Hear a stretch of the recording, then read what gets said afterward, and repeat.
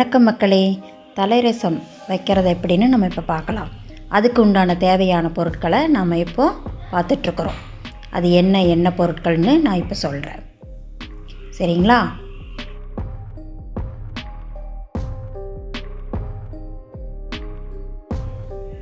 இது நாயுறிஞ்சி தலைன்னு சொல்லுவாங்க, அந்த தலைங்க.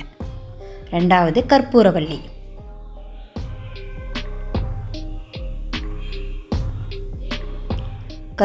உங்களுக்கு எல்லாத்துக்கும் தெரியும். இது வந்து தூதுவளை.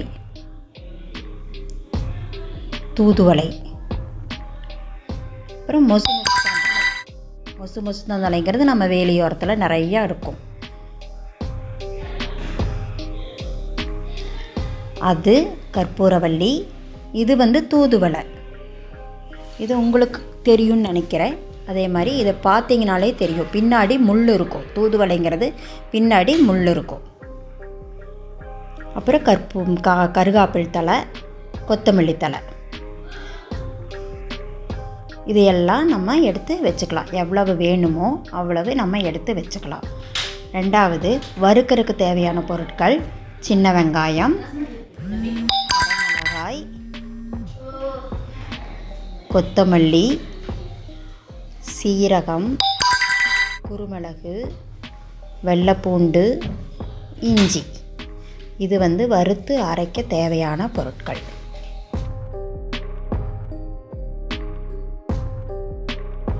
வடைச்சட்டி வச்சுட்டு எண்ணெய் ஊற்றிட்டு வெங்காயத்தை போட்டு வதக்கணும். நல்லா பொன்னிறமாக வர்ற வரைக்கும் நல்லா வதக்கிங்க. சின்ன வெங்காயம் போடுறது தான் நல்லாயிருக்கும் ரசத்துக்கு.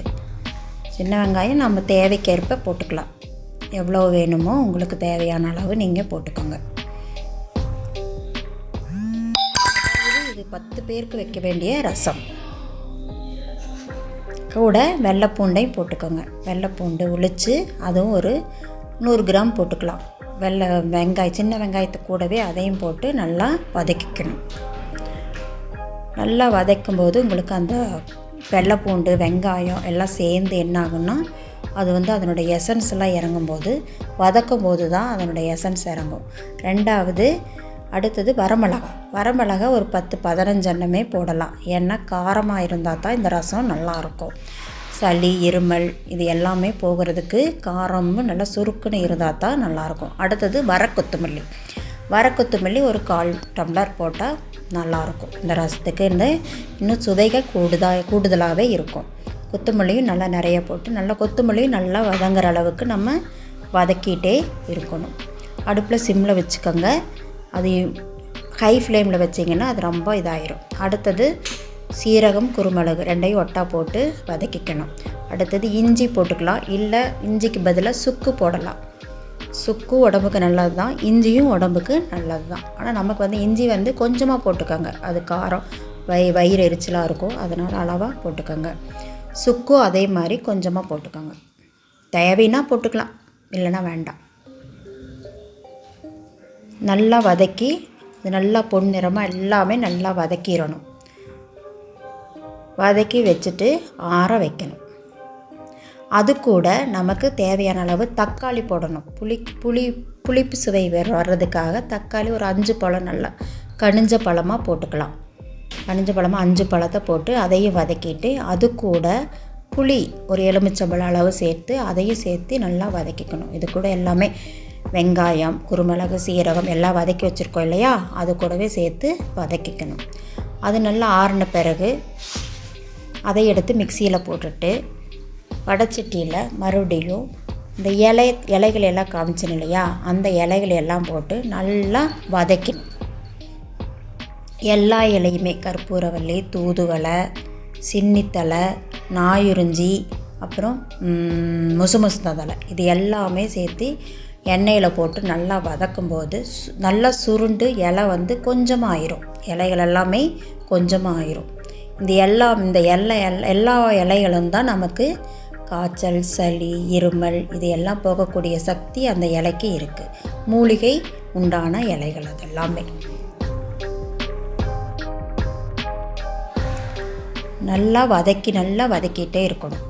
நல்லா வதங்கணும். அது இலைகள் எல்லாமே பச்சை வாசம், அதாவது வதக்காமல் விட்டுட்டிங்கன்னா அது பச்சை வாசமாக இருக்கும். அது பச்சை வாசம் இருக்கும்போது ரசம் சாப்பிட்றதுக்கு டேஸ்ட்டாக இருக்காது. அது கூட கொத்தமல்லி 1/4 கைப்பிடி கொஞ்சம் எடுத்து கொத்தமல்லி போட்டு அதையும் வதக்கணும். அது கூட கருவேப்பிலும் போட்டுக்கலாம். கருவேப்பிலும் நம்ம சுவைக்கேற்ப போட்டுக்கலாம். நல்லா வதக்கணும். ஏன்னா அந்த இலைகள் வாசமாக இருக்கும், சாப்பிட முடியாது. ரசம் ஊற்றி நம்மளால் சாப்பிட முடியாது. அதனால் நல்லா எண்ணெயில் போட்டு வதக்கிட்டிங்கன்னா அதனுடைய சுவை மாறிடும். அந்த பச்சை இலையோட சுவை மாறிடும். அதனால் நல்லா வதக்கிடணும். அதனால் உங்களுக்கு மருத்துவ குணம் குறையாது, மருத்துவ குணம் அப்படியே தான் இருக்கும். ஆனால் வதக்கிக்கணும். நல்லா வதக்கிட்டு அதையும் நம்ம ஆற வச்சுக்கணும். நல்லா ஆற வச்சுக்கணும்.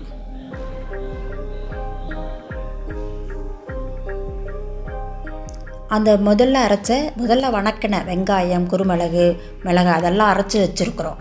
அது கூடவே இந்த இலையும் போட்டு நம்ம மிக்சியில் நல்லா அதாவது நல்லா பேஸ்ட் ஆகிற வரைக்கும் நல்லா அரைச்சிக்கலாம்.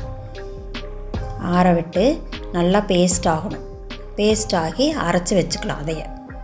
அது கூட தண்ணி நல்லா நிறைய கொஞ்சம் மிக்ஸ் பண்ணி நல்லா அதை என்ன பண்ணணும்னா ஃபில்ட்ரு பண்ணிக்கணும், வடிகட்டிக்கணும். ஏன்னா அப்படியே நம்ம ரசத்தை கலக்கணும்னா திப்பியாக இருக்கும். அது வாய்க்கு எடரியாக இருக்கும், நம்ம சாப்பிட முடியாது.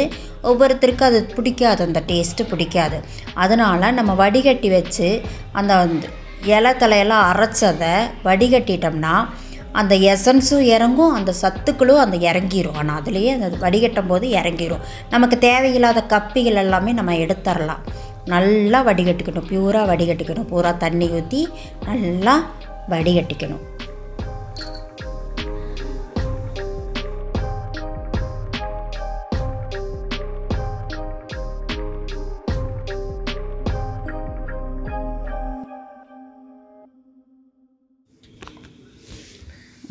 அடுப்பில் பாத்திரத்தை வச்சுட்டு எண்ணெய் ஊற்றிட்டு கடுகு போட்டு தாளிச்சுக்கணும். கடுகு நல்லா பொரிஞ்சு வரணும். எண்ணெய் காஞ்சதையும் கடுகு போட்டும்போது நல்லா பொரிய வரணும். கடுகு பொரியாமல் இருந்துச்சுன்னா கடுகு வாசம் அடிக்கும். அதனால் கடுகு நல்லா பொரிஞ்சுக்கணும். கடுகு பொரிஞ்சதும் கருவேப்பில் கொஞ்சம் போடணும். கருவேப்பில் போடணும். கருவேப்பில் போட்டதையும் வரமிளகா ஒரு 5-6 எண்ணெய் கிள்ளி போட்டுக்கலாம். நம்ம அதையும் போட்டு நல்லா வதக்கணும்.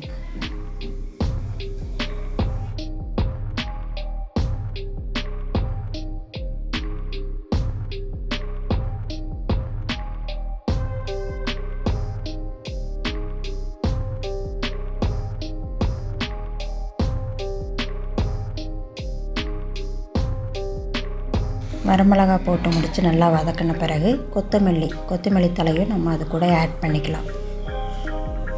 அதையும் போட்டு நல்லா வதக்கிக்கணும்.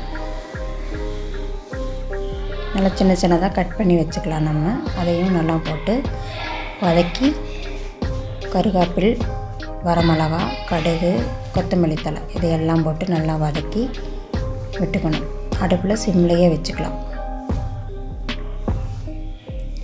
அதுக்கப்புறம் நம்ம வடிகட்டின அந்த தலைகள், மிளகு இதெல்லாம் அரைச்சி வச்சோம் இல்லையா, வடிகட்டி வச்சுருந்தோம் இல்லையா, அதையே நல்லா கலக்கி ஊற்றிக்கலாம். அதில் நமக்கு தேவையான அளவு ஊற்றிட்டு வேணும்னா தண்ணி ஆட் பண்ணிக்கலாம். அது முதலையே நம்ம ஆட் பண்ணி வச்சுருக்கோம். இருந்தாலும் மேலும் இன்னும் நமக்கு தண்ணி எக்ஸ்ட்ரா ரசம் வேணும்னா தண்ணி கொஞ்சம் ஆட் பண்ணிக்கலாம்.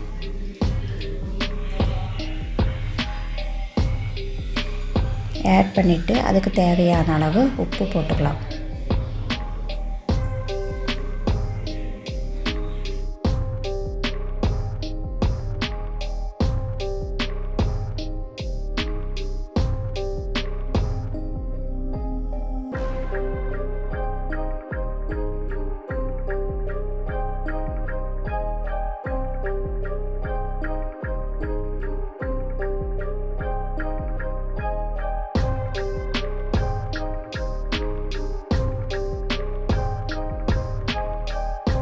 உப்பு போட்டு கலக்கின பிறகு அந்த ரசம் நல்லா நுர பொங்க கொதி வரும்.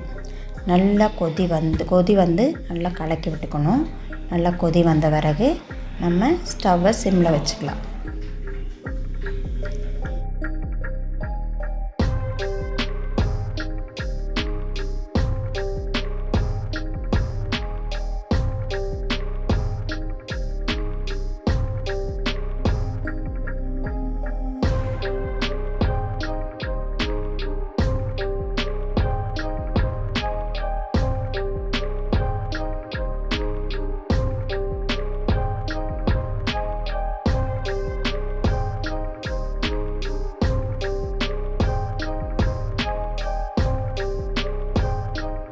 நல்லா கொதி வந்த பிறகு கொஞ்சமாக மறுபடியும் கொத்தமல்லி தலையை கட் பண்ணி வச்சுருப்போம்.